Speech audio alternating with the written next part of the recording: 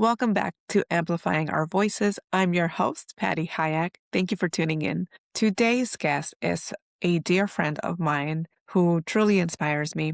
David went from having a big title, living a life that looked perfect on paper, to walking away from it all in search of something deeper, like joy, presence, happiness.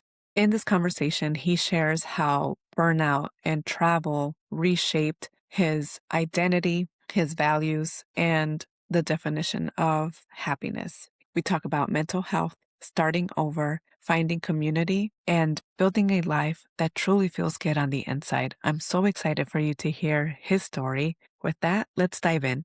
David, thank you so much for spending time with me today. I am so excited to have others learn about your story. I like to start off with, where does your story begin? The early days, from what I thought, I lived like a normal life. Parents were fine, school was fine. I did really, really well in school. School was easy. Graduated high school, did what I thought I was supposed to do, had a full ride academic scholarship, went to university. And that's when I first started working. It was just kind of a part-time job while I was in college. It was a summer job, turned into a college job, I lost my scholarship because college is a little bit trickier than high school. I wanted to go to college. I thought that's what I was supposed to do. Took me a little while longer than the 4-year degree, but graduated like I was supposed to. And at that point, like I was making more money at my job. I was having more fun at my job. So I decided, let's pursue this job. Pretty traditional high school, basically college internship career, and that took me through 23 years of my life. Grew up in Utah, moved to Las Vegas, and that was great. With over 1,000 stores, I was able to just keep transferring, whether I was bored, whether it was an opportunity, whether it was a girl I was following. Basically 23, graduated. That's kind of when I was like, okay, this is a career for me now. And then moved all over, was never in a serious relationship for a while. So I wasn't really limited by family or children by that matter. So I basically kind of moved all over the United States, taking various promotions, moved up to a pretty good spot. And yeah, 30 years old, I'm in a serious relationship. I moved from Utah to Vermont to be closer to my girlfriend's family, to potentially start a family. And that's basically kind of what I thought life was supposed to be, was on paper. Good job, girlfriend, house, everything was supposed to be okay. But quite frankly, I wasn't happy. Work was draining. My work-life balance was pretty not balanced. This is what's so clear now, was like, I thought it was okay that I was always on my phone. And I remember I was always getting in fights, like, get off your phone. Why are you? Oh, it's work. It's work. It's okay. It's just a customer. Oh, it's just my employee. But like, that's kind of where things started going wrong, at least in the relationship, was I was prioritizing work over family. And then eventually the hours were very long, not being able to sleep, because at this point I'm managing stores that are open from 6 a.m. until 2 a.m., sometimes 24 hours during the holidays, phones always going off. And then, yeah, like after years of doing that, it just kind of wore on me. And eventually that relationship kind of failed. And then I found myself across the world with a job, but not a lot of friends, because I was just so busy working and so busy with the relationship. So all I had was a job. And I realized like that was my identity, was I was a manager at this company. And yeah, I was pretty burnt out. And I decided to quit. And it was really, really hard for me because I was comfortable. I was making more money than I could have ever imagined. I had a nice house.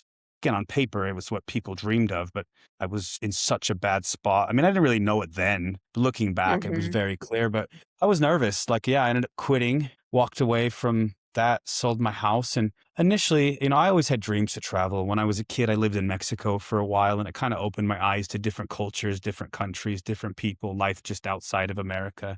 And I knew I wanted to do more. And I always just had this dream of traveling Southeast Asia. So Mhm. that's what I did. Was I quit my job and I booked a one-way ticket to actually Thailand. Started in Thailand for 3, 4 weeks, then Vietnam, then Japan. Then I went home for Christmas, and I was supposed to start a new job, completely different career. I was interviewing for Right. jobs. And then, yeah, I basically got certs to go change a career. I had a full-time job offer at a pretty good job, and I turned it down. And I knew that I just wasn't quite ready to settle down yet and go back to normal corporate life. So I set back out, and yeah, New Zealand, Australia, Indonesia. And my entire plan was, I'm just going to quit my job, travel the world for a year and get perspective. Because I will tell you, like, there's one I tell people all the time, like, what really made you realize this? And I remember I was Mhm. in Vietnam and I was on a food tour, and this lady was basically just taking me through all the streets of Vietnam, giving me all of her recommendations. And I remember she was telling me she has a full-time job, but she doesn't make enough money. So this is how she supports her kid, is doing this food tour. And in the middle of the food tour, she had a FaceTime in. It was her kid. And it was like 7 p.m. and her daughter was just getting home from school, and her daughter was happy, laughing. And the mom was happy and laughing, and single mother, only child. And I'm like, if this mom who has to work, 15 hours a day, and this child who's home alone at 12 years old at 7 p.m. are happy, like, there has to be more to life than what I've been doing. I have it all. I have the car. I have the house. I have the paycheck. I don't have to live paycheck to paycheck, but yet I'm miserable. I'm not literally, but I'm Mhm. figuratively dying in the inside. So that's kind of what triggered me to continue and travel. And then I accidentally became a dive instructor. Like, fast forward 2 degrees, loads of experience, and I'm making close to 2,000 US dollars a month living in remote islands in the world, teaching people how to dive. And I'm happier than I've ever been. I love that. This is exactly why when I God put it in my heart to start a podcast, and your story was one of the first stories that came to my mind of stories that I wanted to elevate, because I agree with you. I think there's so much to life. Like, we get to define what happiness is and what joyful living is. Now, I do want to go a little bit back to that moment where you had success on paper. You had the big leadership role, you had the car, the money, you had success as society defines it on paper. At what point, like, what was that moment that you were able to say, okay, I'm quitting? Was it like a little voice in your head that just kind of kept popping up? Was it something physical in your body? Was it a combination? Like, how did you know that it was time for you to move on? A lot of it just comes down to mental health. And I will tell you, like, I was at a breaking point for a very, very long time, but I just kept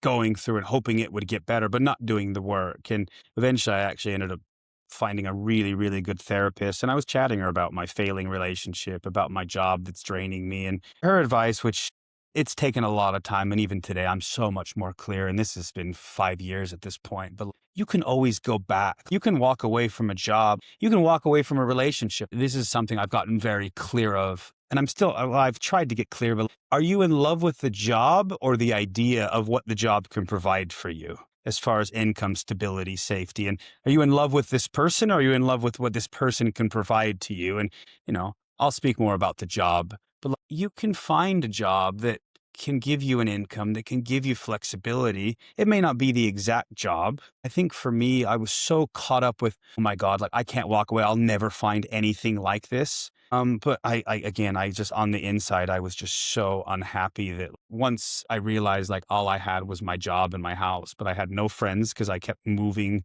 for a job or for a girlfriend. I found myself in Vermont with no friends, no family, and a job. So the only thing I knew at the time was I needed to be around friends and family. And that took me back to Utah. My initial plan, really, I didn't really know what to do. All I knew is I just needed to be around a good support system. And then as time went on, that's kind of where I got curious with traveling, started researching it. But for me, it was just, I can't continue doing this. Mhm. It's funny, when I quit, I actually ended up having people message me like, David, you finally did it. Congratulations. I don't know what's in store for you, but you've been talking about how unhappy you are for 5 years and you finally did it. Wow, But that's it wasn't amazing. Thank easy. you for sharing. Oh, I bet. And you also mentioned a little bit about struggling with your identity. I think that's something that people can relate to, where they identify as their title. Talk to me about that journey, about rediscovering who David is. I think that's kind of what travel did for me. And again, I'll speak from my experiences, and you can take them or leave them how you will. But I feel like in Western cultures, specifically America, you're at a dinner, you're at a game, you meet friends of friends. And the very first thing is, what's your name? What do you do for a living? And once I traveled, I met people. I was traveling with broke backpackers that were eating at a buffet as much as they could. So, because they didn't have enough money. So they would try to eat for 2 days straight at a free buffet to save money. Like, nobody cares what you do for a living. The only thing people care about is, are you nice and Do you give people energy or do you take away energy? Like, that's kind of what drives me as far as my identity. At the end of the day, no one, and people have said it, whether it's at leadership conferences or what, but nobody's going to remember what you did for a living or what people just remember how you made them feel. For me, that's just all I want to do is just surround myself with people that give me energy and hopefully give energy to other people. Like when you die, you're not taking money with you to the grave. Nobody's posting your bank statement and your obituary. Right. Now tell me a little bit about what did travel or yeah, what did travel teach you that no classroom or job could ever teach you? I mean, for me, and again, this is very specific to me, but I've lived my whole life planning. I plan and I have a plan for a backup plan, for a failed plan, for another plan. And it's exhausting and it is so stressful trying to have a plan for a plan and try to predict the future. And on one hand, it's made me very successful. And I attribute a lot of my success to living in the future and trying to be 6 steps ahead of everything. But quite frankly, with travel, you can't do it. I remember when I first started traveling, I had everything pre-booked, flights, hotel. And then as time went on, I just realized everyone's different. Like, there's places that everybody said, you have to go here, and I hated it. And there's other places that people are like, yeah, this place sucks, but I loved it. So after, giving up about 6 or 7 different plane tickets and missing all of my trips, I finally just stopped planning and I would literally just live my life like 2 days at a time. And I would just book a one-way ticket, book a hotel for 2 days. If I liked it, I would stay. If I didn't, I would pack up and leave. And I really just try to apply that logic to my life now. I just moved to Thailand 3 weeks ago and now I'm in the process of getting a work visa and a 1-year permit. But at the end of the day, like, if I don't like it, I can always just leave. And for me, like, that's kind of been a guiding principle. Before this, I was in Indonesia for 3 years and I loved it over there. And it was really hard for me to even leave Indonesia. But at the same time, like, everybody's like, David, you can always come back. Just because you're leaving doesn't mean you can't come back. I'm happy for now. I'm content for now. Doesn't mean this is what I want to do the rest of my life. But again, I guess kind of the way I measure happiness, whether it's in a relationship, whether it's in a job, is do I have more good days than bad days? Mhm. And right now, I love it. Tell me about how did being immersed in other cultures expand your definition of home? Or what does home look like now? Has your definition of home changed? That's a hard one because I will tell you, I still struggle because home will always be Utah. It's going to be my family. It's going to be my sisters. It's still my good friends. But at the same time, I remember just a year ago, I went back to home, Utah, for the first time in 2 years. And after about 6 days, I realized, and you can take this however you will, I realized I missed Indonesia more than I missed home. And that's kind of when I Mhm. started realizing that home is just where you feel safe and you have a community. And I will tell you specifically, I'll keep talking about Indonesia because I spent so much time there.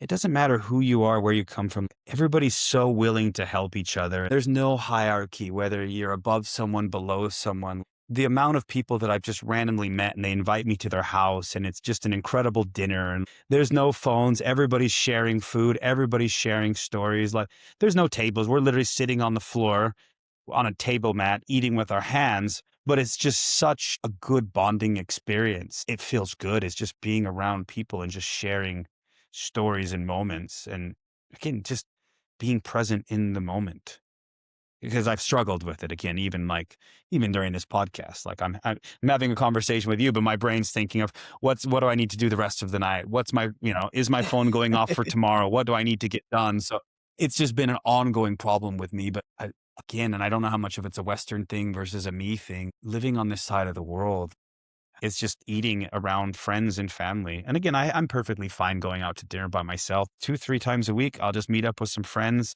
We'll have a nice dinner, catch up. That's it. I'm sure you have learned to make friends wherever you go. So I love this for you. Well, to answer your question too, you mentioned, I'm sure you've made a lot of friends, which is true, but I will tell you, that was one of the hard parts with traveling was I was constantly packing, unpacking, leaving.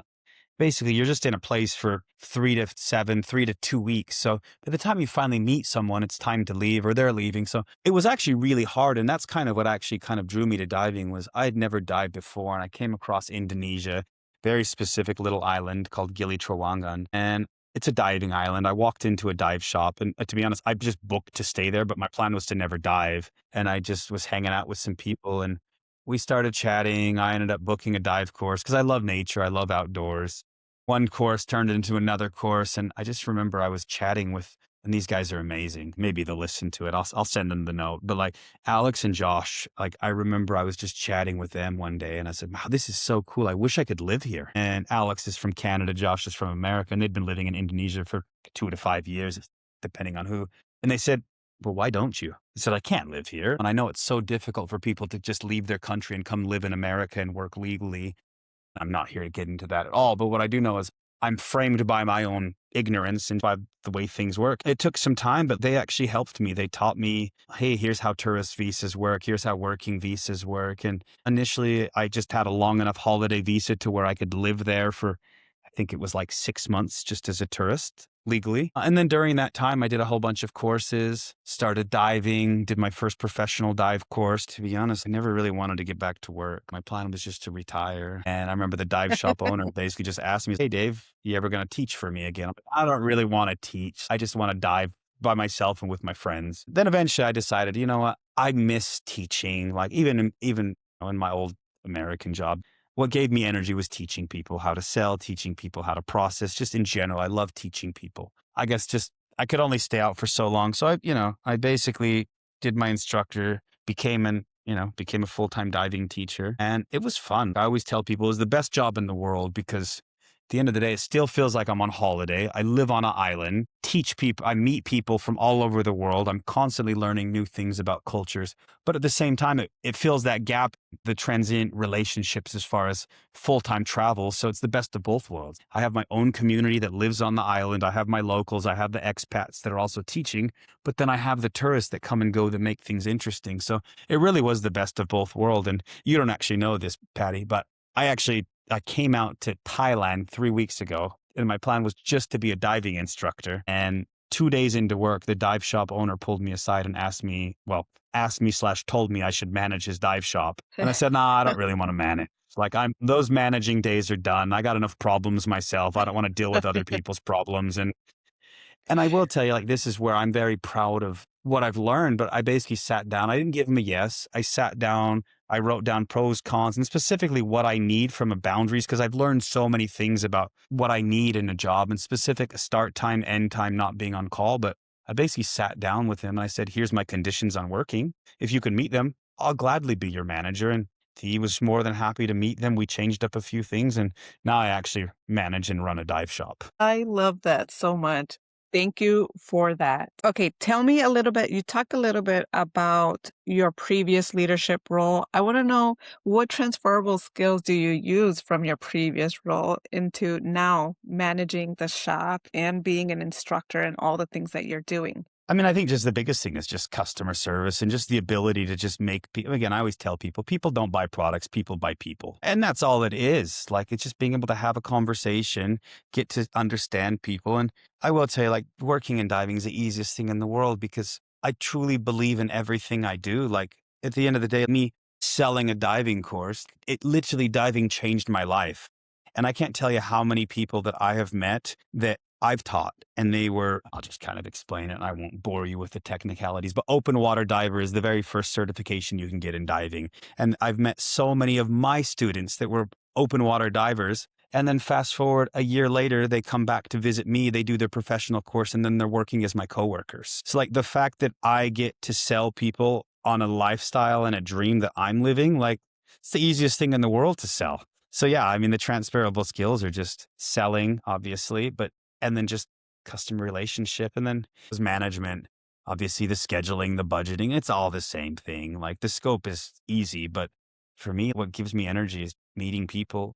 And now at this point, I've been doing this for so long, I can give them other recommendations. My favorite are when my students message me and they'll send me a photo like, oh my God, I took your advice. I went to the Philippines, I went to the Maldives, and I dived with this stuff as well. So it's the same stuff that we all know what to do. Sell a product, give them recommendations on what to do, but it's stuff that's literally changing people's lives. I love that. What does being underwater teach you about leadership or presence or humanity? Or what does just being underwater teach you in general? I mean, for us, just in the grand scheme of things, we were just very, very small. I mean, the ocean's just insane. And I've swam with massive sharks, whales, all kinds of things. Physically, we're just a very small piece of the earth. But at the same time, like I've been around places long enough to see like what happens with climate change and like what happens with overpopulating and building. And, perfect example is the last island I lived on, one of the best places in the world to see turtles. And they've done a good job. They are very serious and they monitor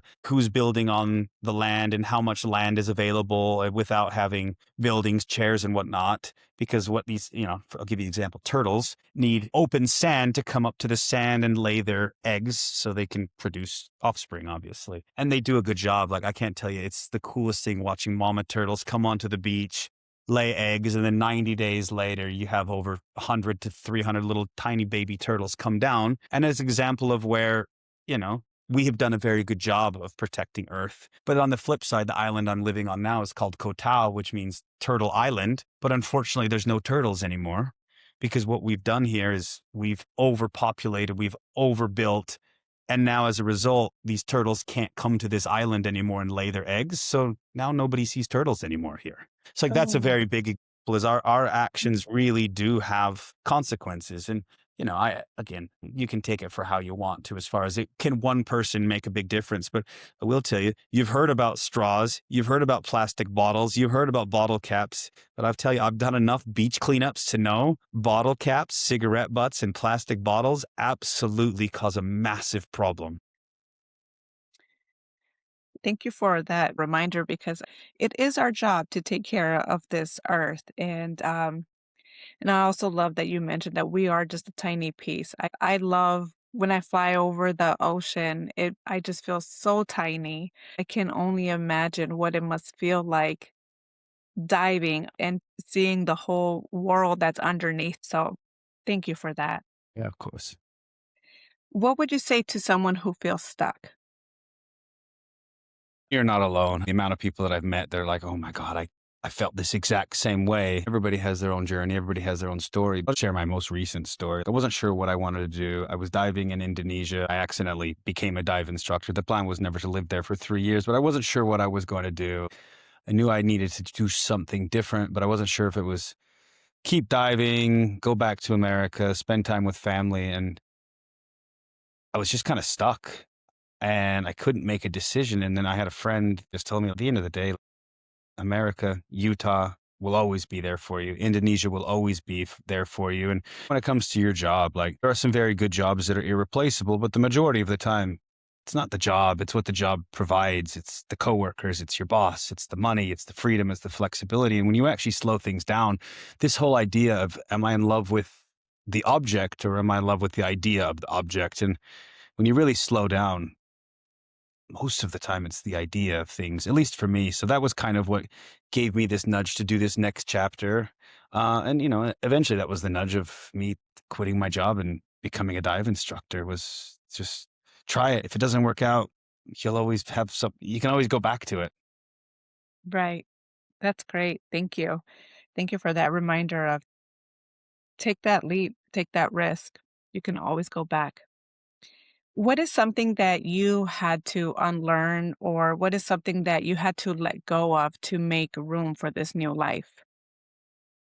Oh, planning for the future. On one hand, it has led to a lot of success, but it's also just led to a lot of extra stress. And at least oftentimes now, I just kind of live life week by week, month by month, and try to have more good days than bad days. But